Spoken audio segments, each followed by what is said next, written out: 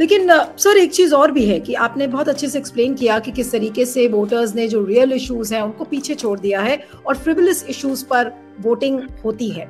लेकिन जहां तक कास्ट कंसोलिडेशन की बात है, अभी भी देखिए जिस तरीके से ओबीसी कोटा जो 4% का था मुस्लिम्स का, उसको स्क्रैप किया है वहां की गवर्नमेंट ने, और ये कहा कि 2% लिंगायत को दिया जाएगा, 2% वोकल लीगर्स को दिया जाएगा। तो क्या आज बीजेपी के ऊपर अपीजमेंट पॉलिटिक्स के आरोप नहीं लगेंगे? क्योंकि जब ये कहा जाता है, और बीजेपी ये कहती भी आई है कि जो जितने विपक्षी दल हैं वो तो माइनॉरिटीज को अपीज करने में लगे हुए थे, अब आज कर्नाटका में बीजेपी के ऊपर क्या इस चीज का आरोप नहीं लगेगा, या फिर बीजेपी के ऊपर जैसे होता है कि कोई आरोप लगता ही नहीं है और वो पाक साफ नजर होकर निकल जाती है पब्लिक की आय? तो क्या कहेंगे सर, ये जो एक सोशल इंजीनियरिंग ने बीजेपी ने करने की कोशिश की है, लेकिन इसका एक लार्जर मैसेज क्या होगा अगर मुस्लिम कोटा को हटाकर और उनको इकोनॉमिकली वीकर सेक्शन में डाला गया है जो 10% का कोटा है? तो what is the larger message behind this particular decision? और इसका कोई एक नेशनल फॉल आउट हो सकता है, क्योंकि बहुत सारे लोग ये कह रहे हैं कि हो सकता है ये मॉडल अभी रेप्लिकेट हो जाए बाकी स्टेट्स में भी, बीजेपी रूलिंग स्टेट्स में। इस सवाल का जवाब मैं यूं दूंगा कि बाकी जो इसका क्या ये 4% जो मुसलमानों के लिए एक आरक्षण किया गया था, क्या बाकी जगह इसका असर होगा? मैं अभी ये इस बात को नहीं कह सकता, इसलिए नहीं कह सकता कि मुझे नहीं मालूम, थोड़ा सा स्टडी करना पड़ेगा कि क्या किसी दूसरे प्रदेशों में भी इस तरह का कोई रिजर्वेशन है। ये बेसिकली रिजर्वेशन सिर्फ मुसलमानों के लिए नहीं था, ये economically backward various religious groups के लिए था। और इसमें 2 कमीशन बैठी हैं, उनका रिकमेंडेशन के बेसिस पे ये बैठाया गया था देवराज अरस के ज़माने में। उसके बाद उसको अडॉप्ट किया जब देवेगौड़ा जी वहाँ के मुख्यमंत्री थे। उसमें बाकी रिलीजियस कम्युनिटीज़ भी उसमें इंक्लूडेड हैं, जैन भी हैं और शायद मेरे हिसाब से क्रिश्चियंस भी हैं उसमें, और मुसलमान भी हैं। हाँ, तो 4% उनके इकोनॉमिक क्राइटेरिया के बेसिस पे दिया गया था कि वो कमजोर तबके से आते हैं, इसलिए उनके उठाने के लिए उनको उठाने के लिए ये चीज करना चाहिए, ये लेके हुआ था। मगर अब क्या हुआ उनके उत्थान के लिए, शायद वो सही शब्द है। तो मगर क्या हुआ है कि बीजेपी के सामने शायद ये प्रेशर भी था कि लिंगायत और वोकल लीगर्स जो बड़े बैकवर्ड ग्रुप्स हैं उधर, उनको किस तरीके से संतुष्ट, उनको कैसे पैसिफाई किया जाए।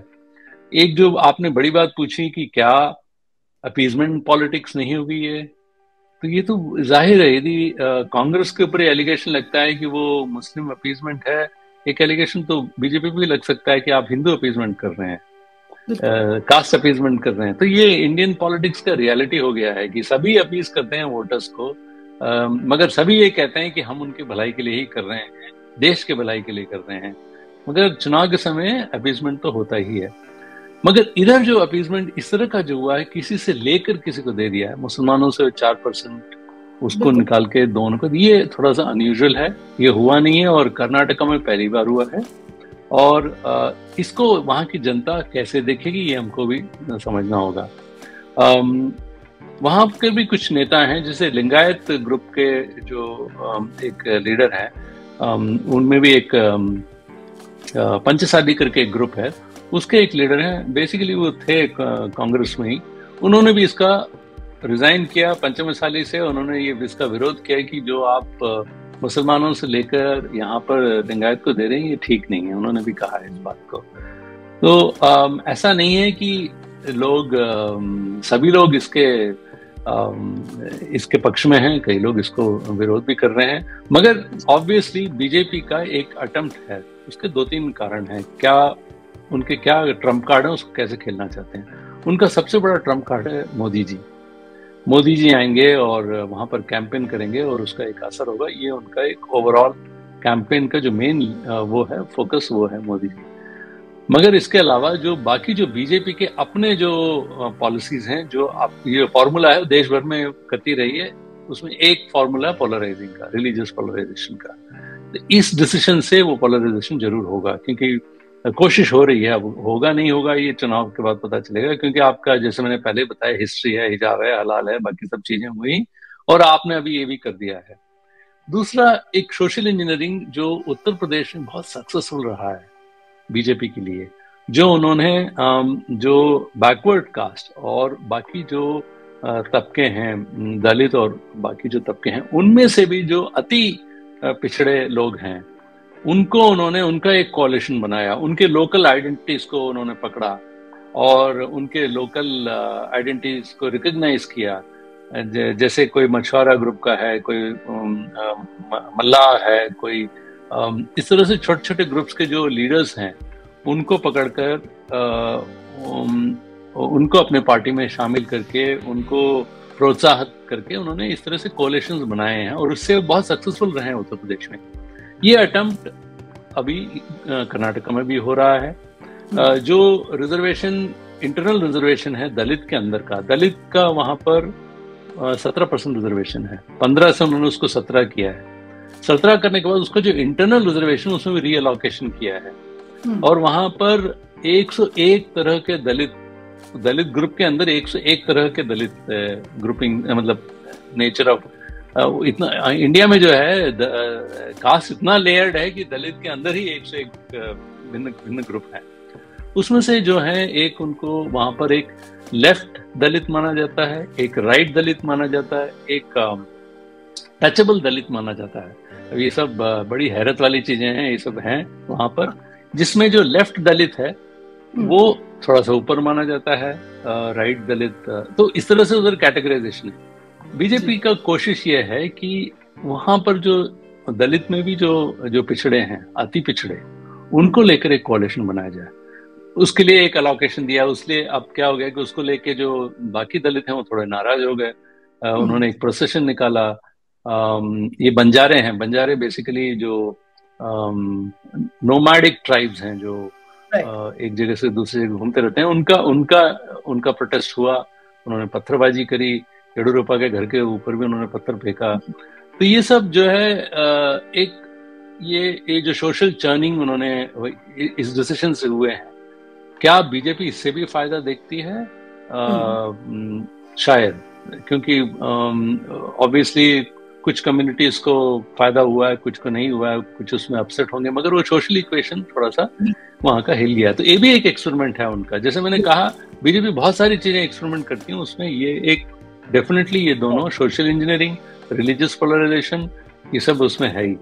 बट इनका मेजर कार्ड होगा बीजेपी का, वो होगा जब मोदी जी आके अपना स्पीचेस देंगे। ऑलरेडी कई बार उस स्टेट को बहुत मिस्टर अमित शाह और मोदी दोनों विजिट कर चुके हैं। आप अभी देखेंगे कि और कई बार वो वहां पर आएंगे।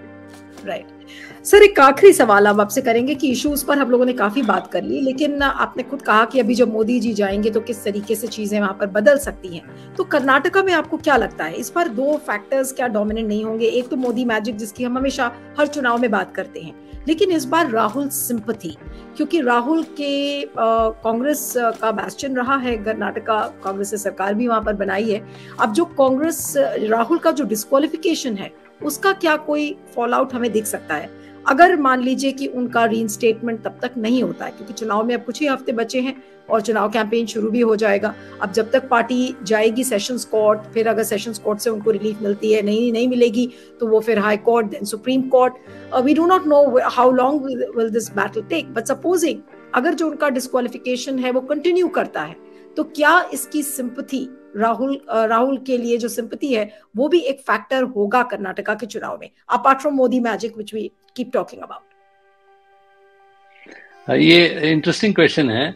कांग्रेस पार्टी के लिए यदि आप थोड़ा पीछे जाके देखें, जब भी कोई मुसीबत हुआ और इमोशनली वो इशू यदि उठी हैं, इंदिरा गांधी ले लीजिए या सोनिया गांधी ले लीजिए, यदि वो कर्नाटका जाते हैं तो उनको उससे फायदा हुआ है। और क्या इस बार राहुल को फायदा मिलेगा, ये थोड़ा सा अभी देखना होगा ग्राउंड में किस तरह का उसका असर होता है। भारत जोड़ो यात्रा का वहां पर जो असर हुआ है वो ठीक ठाक हुआ है, वो बाकी क्योंकि अच्छा ऑर्गेनाइज किया था वहाँ के लोकल कांग्रेस यूनिट ने, और उसका असर तो हुआ था वहां पर, लोगों ने उसमें अच्छा सा पार्टिसिपेट किया था। मगर क्या इनको निकाल दिया गया है लोकसभा से, उसका असर वहाँ पर दिखाई देगा, कोई इमोशनल रिस्पॉन्स होगा, ये थोड़ा सा कहना थोड़ा जल्दीबाजी होगी। मैं यदि अभी से कुछ कहूँ तो उसका कुछ असर होगा, मगर आप इसका पुराना रिकॉर्ड देखें उस प्रदेश का। कांग्रेस जब भी डिफिकल्टी में हुई है और उनके बड़े leader specially Nehru Gandhi family के जब उस प्रदेश में गए हैं और उन्होंने अपना इशू को सामने रखा तो लोगों ने रिस्पॉन्ड जरूर किया है। मगर ये असेंबली इलेक्शन है, ये पार्लियामेंट्री इलेक्शन नहीं है, असेंबली इलेक्शन है, और इसमें किस तरीके से इस इशू को कांग्रेस रेज करती है वो देखना होगा। मगर इसके अलावा भी एक बात और माननी होगी कि कांग्रेस के अपने जो लीडर्स हैं उस प्रदेश में वो ग्रास रूट लीडर्स हैं, उनका अपना एक वर्चस्व है वहां पर। सिद्धरमैया हैं या DK शिव कुमार हैं या इवन खरगे जी वहां से आते हैं जो कांग्रेस के प्रेसिडेंट हैं। तो इस तरह से वहां पर कई बड़े नेता उनके अपने पार्टी के वो भी हैं वहां पर। तो इसलिए ये बड़ा इंटरेस्टिंग चुनाव होने वाला है। मगर मैं अभी इस स्थिति में नहीं हूं कि डायरेक्टली बोल दूं कि नहीं उसका असर जरूर 100% फायदा मिलेगा, मगर असर जरूर पड़ेगा। ये नहीं, हम नहीं कह सकते कि उसका कोई असर नहीं होगा। ये चुनाव में इस चीज की बात होगी, उठाया जाएगा। उसका असर किस तरह से वोटर्स पे पड़ता है वो हमें थोड़ा देखना होगा। चलिए sir, thank you so much for joining on Q wife network. और उम्मीद है जो व्यूअर्स ये इंटरव्यू देख रहे होंगे उनको एक कंप्लीट तस्वीर कर्नाटका के चुनाव की वो मिल गई होगी कि क्या इश्यूज हैं और किस तरीके से नैरेटिव वहां पर बिल्ड किया जाएगा। और कर्नाटका चुनाव पे मैं आपको बता दूं कि क्यू वाइफ नेटवर्क पर हमारी नजर बनी रहेगी और समय समय पर कर्नाटका से जुड़ी हुई जितनी भी खबरें हैं वो कोशिश करूंगी कि आप तक पहुंचाऊं, वीडियोस के जरिए, स्टोरीज के जरिए, एनालिसिस के जरिए, डिबेट्स के जरिए, जितना भी हो सकेगा आप तक पहुंचाऊंगी, क्योंकि कुछ ही हफ्ते बचे हुए हैं कर्नाटका के चुनाव को लेकर। और एक बार फिर से दोहराऊंगी कि आज कर्नाटका चुनाव की तारीख घोषित हुई है, 10 मई को मतदान है और 13 तारीख को काउंटिंग है। तो बने रहिएगा क्यू वाइफ पर मेरे साथ। Thank you so much.